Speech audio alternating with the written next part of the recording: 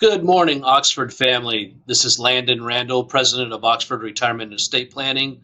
Just wanted to take a few moments and talk to you guys about something cool that I learned about when I see something in my life experience that could help others or apply to my clients. Just want to kind of open the idea, the thought process behind that.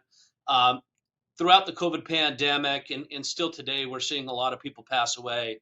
I'll bet most of you over the last couple of years have lost a loved one, a spouse, child, friend, relative, what have you, throughout this pandemic and now on the backside of it, right? But with that being said, we've been doing more trust and wills than we ever have before. And in our trust and wills, every time we do one of these, we give you guys a end of life. We call it our end of life guide. Down below, you can click and download it.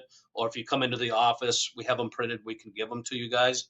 There's a whole lot more to end of life planning than just, hey, who has authority to settle the estate? Who's in charge to get it all done, to fulfill the duties of your wishes? More so of maybe more about your family, your obituary, what you would like said. Some of you want a funeral. Some of you don't want a funeral. Do your kids know that? Does your successor trustee or your executor, does your family know what your wishes are? It's a really good idea to just write it down, whether it's on a piece of paper or in the guide that we have for you, of what your wishes are. I want a party and everyone celebrate. I want a funeral. What is it that you're really wanting? All the way down to the music. I mean, I've seen families get in fights over music and flowers, not doing a funeral to doing a funeral. So I think the more that you guys can be honest with yourselves and take the time and write a note to your children or to your heirs of who's in charge of what your wishes are would be a huge benefit for your family. So I'm going to talk about a little bit about my experience. My Uncle Richard passed away in early August at a young age of 72, unexpectedly. I am his successor trustee for his family and his relatives. And he's not a client of mine because that would be a conflict of interest. Just so you know, Oxford cannot be your trustee or your executor, but this is a family member who passed away. My dad's best friend since before I was born, and we don't handle we didn't handle any of his accounts. Okay. So during this process of being the successor trustee, we always teach it. We've helped clients with it, but first time where I got to be in the role to deal with it. Everything was pretty smooth. He had a trust. Everything was structured properly, of course. I'll tell you the biggest pain in the butt, though, was dealing with the bank. That took the longest to get access to the bank. We darn near had the house sold and closed before I even got access to the bank account that was in the name of the trust, surprisingly or not. But it seems like every time I go into the bank, they're doing less and less there and push you to talk to somebody over the phone. But that's neither here or there. But before he passed away, I had a good conversation with him about what he wanted done with his ashes. He wanted to be cremated. His wife had died several years prior unexpectedly, and so he was holding her ashes in an urn. And lots of you will tell your kids, I don't care.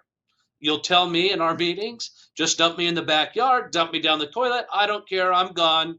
Do whatever you want. And I looked at him and told him that's a horrible place to put me in, especially when you have a brother and family members still alive that love you, to have me just have to make that decision. That's not comfortable for me. It's not going to be comfortable for your kids. It can start arguments. You can split up the family about what your wishes are. So sit down and think about it. And I'm going to bring you a cool idea for those of you that are wanting to be cremated. Anyone that has been through the process of spreading ashes, it's not a fun experience. I've done it, especially if it's a windy day. Not cool. So what I learned, I went through Regency Mortuary down there off 99th and Bell. I used to know the previous owner, so I knew about this company. It's called Parting Stones. And those of you that say, oh, well, I want my ashes spread here, it can be very complicated to travel with ashes. You can't just throw them in your suitcase and travel.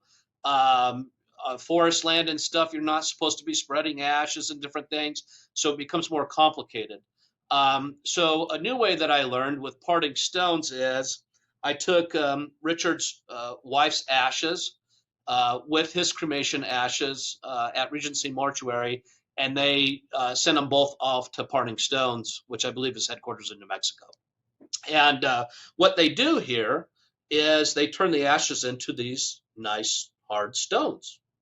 In fact, the average human body provides 40 to 80 stones. It comes in a bag like this, a bunch of stones in there. I thought this was a super cool idea to share with all of you. It's not super expensive, but now I can travel with the ashes. I'm able to send stones to his brother, his relatives that are spread across the country. We're able to have a celebration of life and everyone grab a stone. Somebody's traveling and wants to take them to Hawaii and throw them in the ocean. It's just throwing a stone in your suitcase and being able to travel much easier. Again, I'm not an attorney. I don't know if it's legal or not that way, but I don't think TSA or anyone says anything about a stone in your backpack or in your suitcase. So that was the plan there.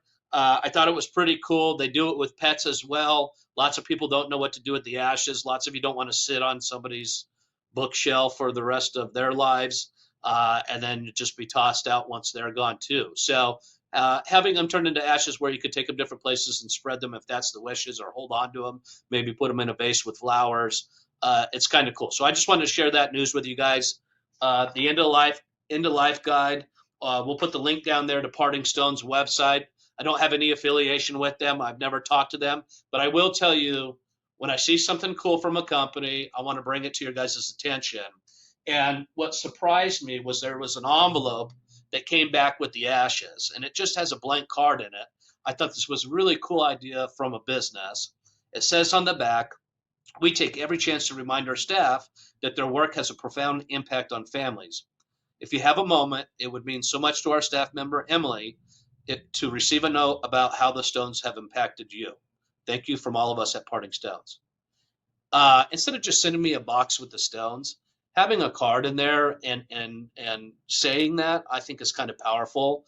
Lots of you that know me know that I'm really into attention to detail and stuff like that, and getting stuff right. So thought that was pretty cool. So just want to bring that to your guys' attention. Have any questions, feel free to give us a call, shoot us an email. See you soon.